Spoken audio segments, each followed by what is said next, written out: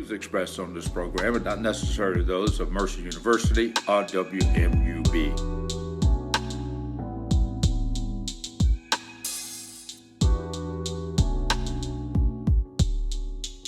Hello, everybody, and welcome to yet another edition of the Middle Georgia Spotlight. I'm your host, Jack Ellis. Thanks so much for joining us. The program is made possible by Caduceus Medicine and J. Franklin Automotives. In the news of late has been the COVID-19 and the impact that it has had on the African American community or underserved communities, period, when it comes to food and food deserts and things of that nature. So in the spotlight this week to discuss what's going on in Macon and how can we be more healthier, how can we have more healthier food throughout the community. In the spotlight, joining us to discuss that, Mr. Erion Smith, who is an activist, a young man who grew up in this town, and he saw the problem and he's trying to solve it. Welcome to our program. It's an honor. Thank you, Mr. Jack Ellis, for having me. And I just want to say, it's crazy how life comes full circle. Back in 2002, when I was a sixth grader, it was my first time meeting you. And my first time meeting you, I was so excited because just to know, as a young black man growing up in Macon, Georgia, I can reach for greatness. So I just want to say it's an honor to be here today. Well, thank you. Yes, sir. And you've grown to be a tall young man. Yes, sir. That's sixth grader. But we are talking about food and food deserts. Yes, sir. And we're talking about the health disparities in the African American community. Yes, before I came to this taping today, I left Navicent Health Center, where I was I guess it's Health Center, yes, sir, where we were talking with the health educators there about dieting, about eating properly, about exercise, and about the pandemic and the effects that it has had, especially in the African American community. So, but you've been working on this for quite some time. Yes, what did you see that people like us didn't see early on? Early on, dealing with food deserts, and it's unfortunate that many citizens that live in Macon Bibb don't even know that they're living in a food desert. And like I said, it's unfortunate. But our eating habits as African Americans is unhealthy for us, which quite times we never know because this is how we were brought up. This is how we were taught to eat. This is how our mothers ate. This is how our mothers, fed them. So growing up, we didn't see the challenges of how food was affecting us as a whole, how it took a toll on our health, and dealing with food deserts, as you know, Midtown Kroger that used to be on Pine Owner. Yes. When Midtown Kroger left that area, it left us in a food desert, where a food desert is where the scarce of food or the healthy food, the scarce of healthy food and the quality of food, and also the accessible needs to get food, where it's easier access to food, where I don't have to drive 30 minutes to get to the next Kroger or ride on a bus and wait an hour just to get food. So better access to food is something that I have been working on with the group since November, where a group of different individuals, see where we have to make up that need of food in our communities. But obviously, it takes a lot of money, and like you said, you're working with a group. The group is an advocate group, yes, but you don't have money. But I understand that you all have reached a tentative agreement, yes, sir, with someone to put food, to put a food store, a healthy food store, back in the old Kroger parking, not parking lot, but the old Kroger building there, which has a huge parking lot. And as you said, you reflect back to 2002 when we met. I reflect back to 1992 when I was advocating as a vice president of Cherokee Heights Neighborhood Association, when we were advocating to get that Kroger built there. And we were so proud and elated when it came there. I was there for the ribbon cutting. But now it's gone, and can you discuss where we are with bringing something comparable, not a Kroger, but something that's going to have fresh, wholesome, affordable food back in that location? Yes, sir. So it's a beautiful situation when the community comes together. I just want you to know that. And when you say back in 1992, I was 1 year old. But I do remember, how our community fought and came together. And I thank you for being an advocate for that. So we were fortunate enough to, recently in November, me being a citizen, I was going to a West Side Neighbors meeting where I heard where some developers were trying to turn the old Kroger into a, 569 unit storage unit. So with Kroger leaving that specific area, that put us in a food desert. So with a developer coming in trying to put a 569 storage unit, that's going to leave us in a food desert. So as I say, the community coming together is such a beautiful thing. And when we come together and use our voices collectively, we can get some stuff done. So me and a group of individuals a group of citizens from West Side Neighbors, and that's a group that has monthly meetings at Mount Zion, right off of Napier. So me and the name of the group is West Side Neighbors. Okay. Yes, sir. So me and a group of citizens in that group went down to planning and zoning and voiced our opinions on how a storage unit was not what we were looking for to come to our community, because we need better access to food and also healthier foods. So me and that group, being an advocate, we got it stopped at planning and zoning the first time.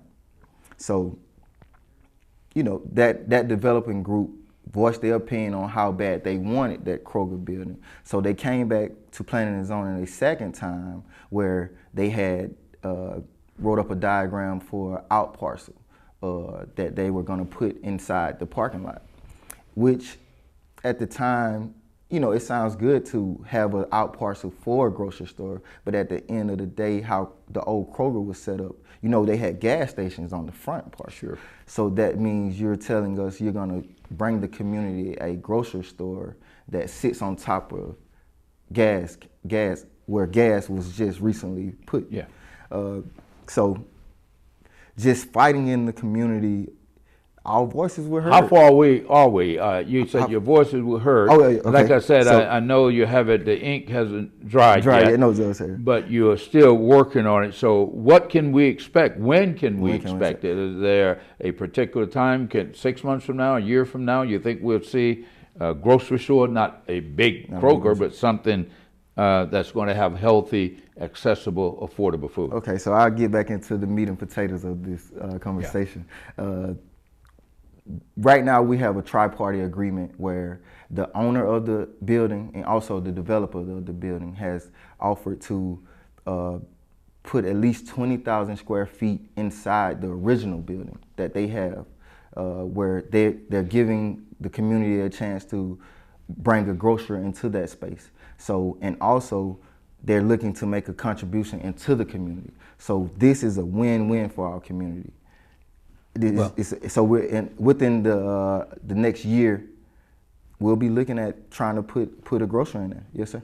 Well, you are to be commended, and the group to be commended for not giving up. Yes, sir. Not just accepting what Kroger, whoever owned the property, and said this is what it's going to be, yeah. And that you and other young people had an opportunity, maybe not so young people, but from the community, had an opportunity for your voices to be heard. And I think that is to be, you're to be commended for that. But what are some of the other things? Now, of course, when you look at this community, mm-hmm. You look at this part of the community, this is Midtown. Yes, sir. Macon we're talking about. And the core. We used to be very stable. We have Family Dollar, and we have a couple of other things, but short of that, we don't have a lot of other commercial. Are you looking to expand? Are you all looking to work with planning and zoning, working with developers to develop the entire area, the old Cherokee shopping center, yeah. Cherokee Heights Shopping Center down the street where Family Dollar is located, yes, needs a facelift? Are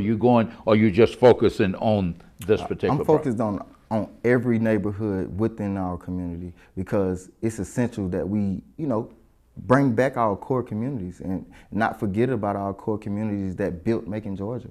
So we're looking to revamp the whole Macon Bibb as a whole.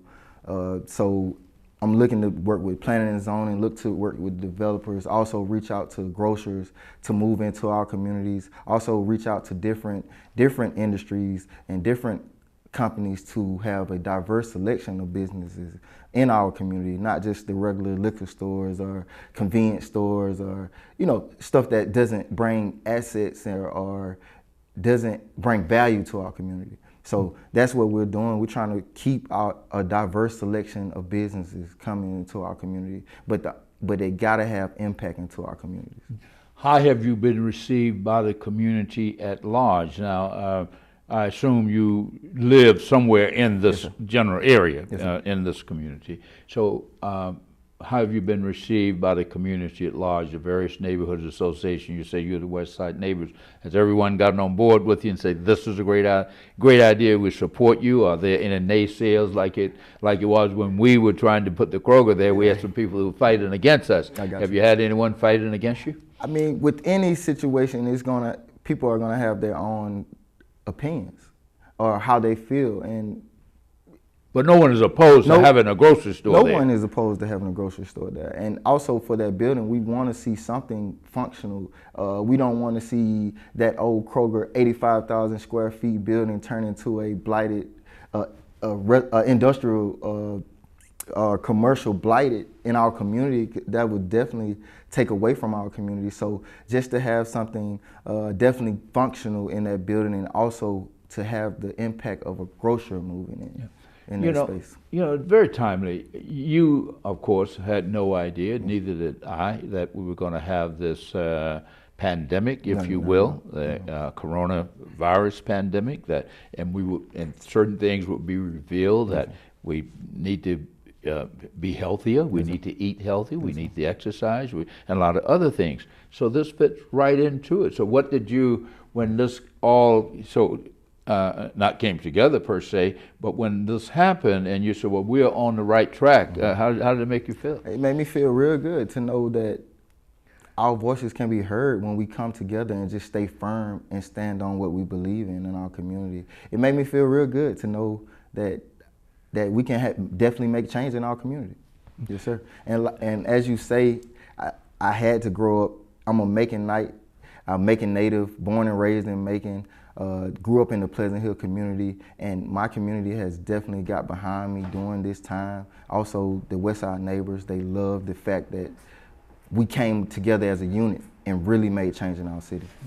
Now, if people want to get involved, want to help you, yes, how can they contact you? Yes, are you the primary point person? Do you have a PR team, or they contact you directly? You have a website, anything like that? They can contact me directly. My cell number is 478-464-6225. I'll say that again and be kind of slowly with it, because I'm sure I want some people to get their pin, because a lot of people, I'm telling you, I was where you were in 92, 93, and we had to build a broad coalition, and we had to reach out to some people in the Vineville Historic District, people at Stanislaus Circles fought us, but we had to reach out to the broader community away from Cherokee Heights, even though it was located and quote unquote is across the railroad tracks from Cherokee Heights, but we had to reach out to everyone across the tracks and otherwise. Have you been able to make any headway into the broader community in the Midtown Yes, sir. area? From Cherokee Heights to Bartley Crossing to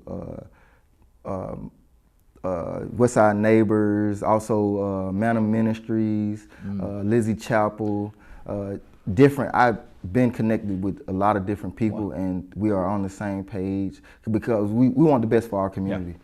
So like I was saying, for any contact, they can contact me directly, and that's at 478-464-6225, or they can go to my website, that's www.ErionSmith4Macon.com. Okay. Yes, sir. Well, look, we're fresh out of time, but I want to commend you. We hear so much about what young African-American men are not doing. Exactly. Even though you look like a teenager, I understand you're 29 years old, but still that's young when you're 75 like I am.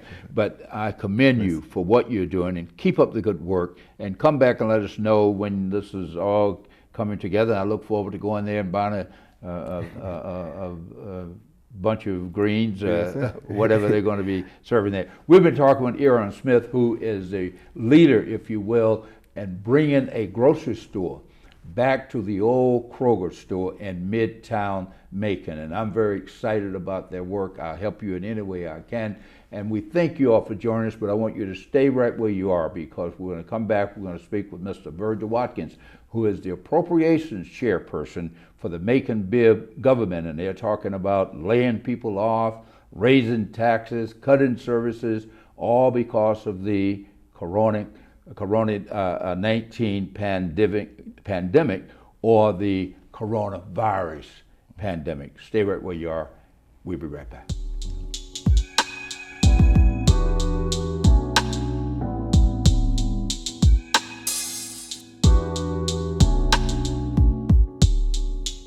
Welcome back to the Middle Georgia Spotlight. We are now joined by Mr. Virgil Watkins, who is the chairperson of the Operation and Finance Committee of the Macon Bibb County government. Of all the things that's going on in our community now with the coronavirus and the lack of jobs, the lack of business activities and so forth, of course, the most important thing is the health of the people of the city. But because of the shutdown, because of the slowdowns and business models changing, that impacts local government and their finances and their ability to collect the sales taxes. So joining us today to discuss with us how we are going to move through this and come out the other side without cutting our services, raising our taxes, and a host of other things. As I said earlier, the chairperson of that committee, Virgil Watkins. Thank you so much for joining us. Thank you, sir, for having me. Yeah. Thank you. Pleasure. Well, you know, you're in the middle of a war, if you will. The pandemic itself is wreaking havoc on people throughout the community, and businesses are being shuttered. People are being laid off. We are getting some unemployment here and there. But you have the task of taking the small amount of money that you have compared to what you had last year and still make a government work. How is that going?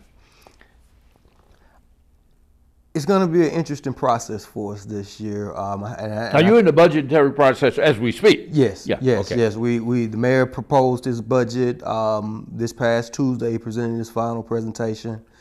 And it had a lot of interesting points. And of course, you know, with the COVID, we knew that revenues were going to take a hit. And so kind of some of our first task or coming to agreements and confirming those revenue, he's anticipating a 10% revenue shortfall, which is about 10%. 10%. Which is equivalent to how much you have That's budgeted? actually 200 million? So he's showing a $16 million shortfall overall for the annual. So how we make that up becomes the main conversation.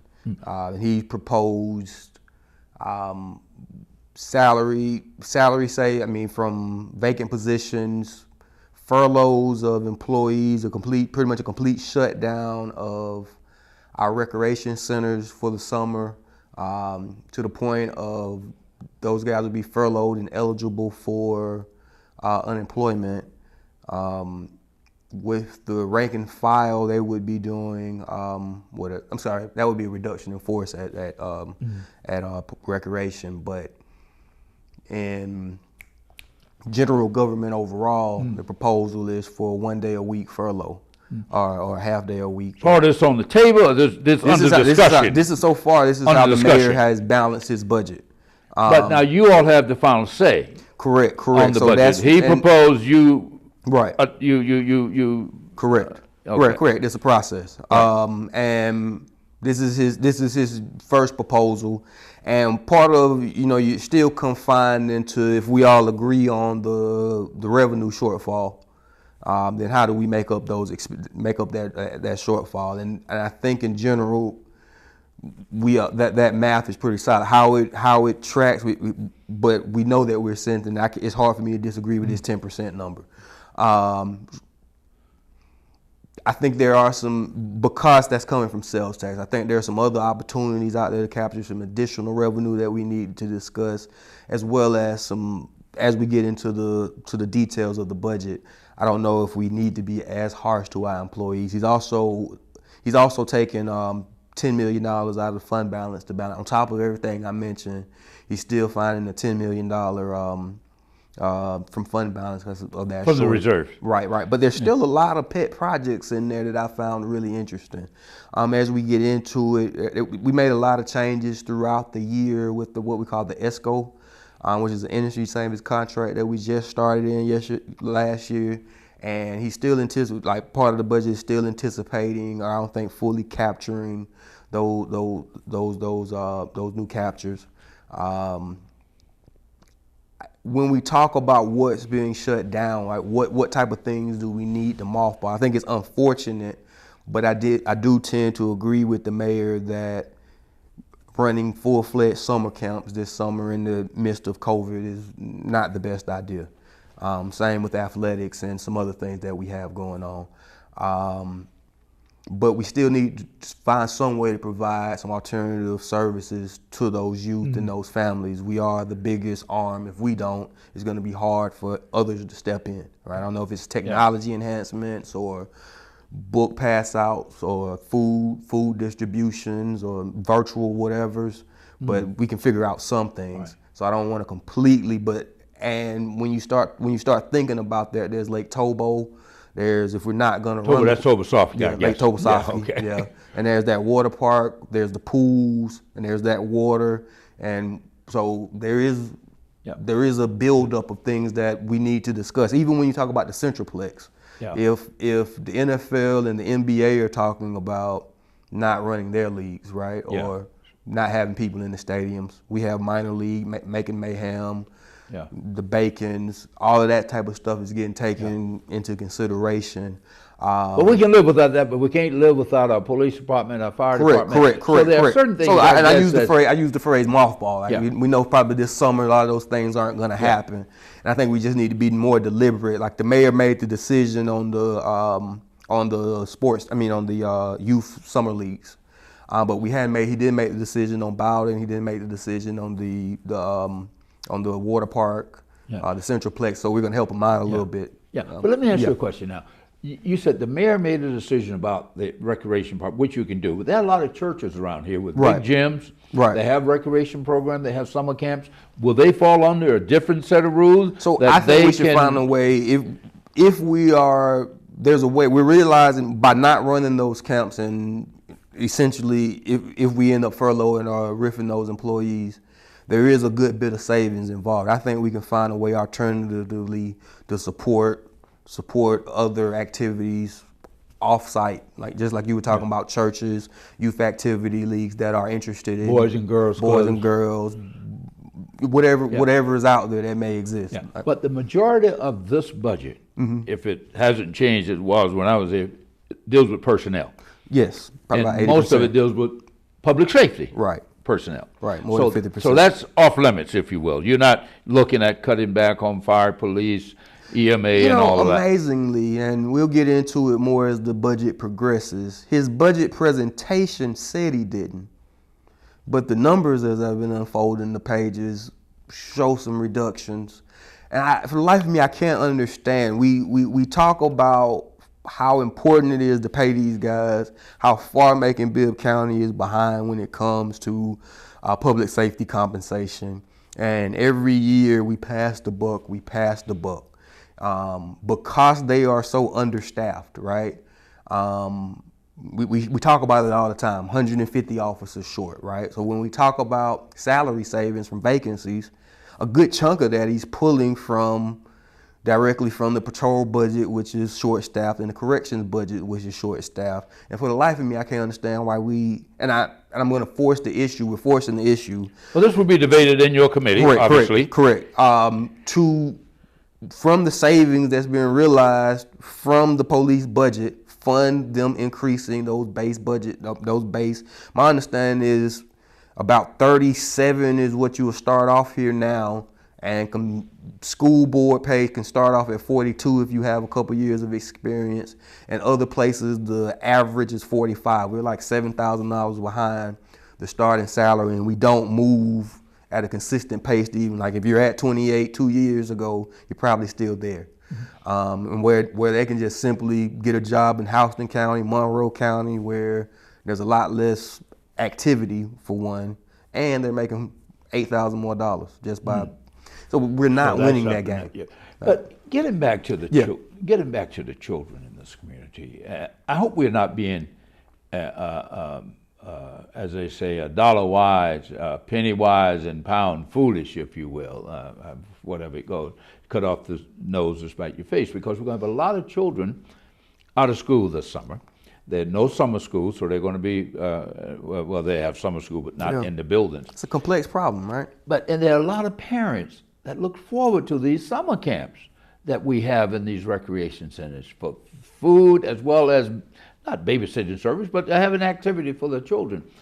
So are we looking to partner, as you said, with the churches? What about the school system? Are they going to shut all of their facilities follow? Is everybody following the same rules? Right. I guess what I'm saying. I guess right now in the COVID, it makes everything so complex, right? If social distances is to be practiced, how can you do that in a summer camp situation, in a classroom situation? Unfortunately for our kids, because of safety, we've canceled school, which was a big step, and now that's beginning to trickle over into their summer, right? Not only their summer education through summer camps and enrichment, but even through their summer fun, the Six Flags, the water parks. They're going to be, sad, and I just kind of ignored them, but I received more than one message of people requesting us to take the outdoor basketball goals down because of the COVID, because they see kids out playing. And I get their point, like if social distance is supposed to be a thing, that doesn't look right, having, Fillmore Thomas filled with people, but folks need something to do. We need outlets. So it's a very complex thing, right? And I don't know, I'm not sure exactly what the right answer is, because my gut is, I think I would go for, if we can find a way to be within the rules of cleanliness and safety, reducing the numbers or finding some provisions. And if parents want to participate in camp, it's a decision, is kind of where I would lend myself to. But I do understand the other side of maybe we shouldn't risk it. Like it is a pool, who knows, right? But I'm sorry. But getting back to the budget, I mean, that was nice to have things.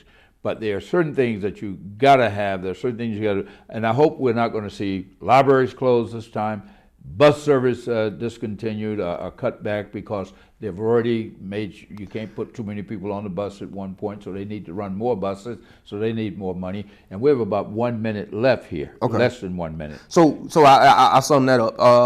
For our outside agencies that you just mentioned, the budget proposal is for pretty much neutral funding, same level funding. But what that means in terms of their service delivery, the library's been closed for a while because of this thing. So that may continue, but COVID related, not budget related. Right.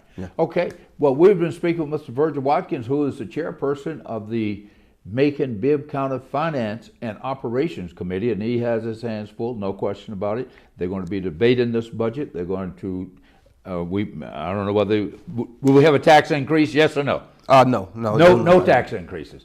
Well, we want to thank you all so much for joining us. Thank you so much for coming by and sharing with us, and good luck with the budget. And thank you all so much for joining us. Until next week, I'm your host, Jack Ellis. Goodbye.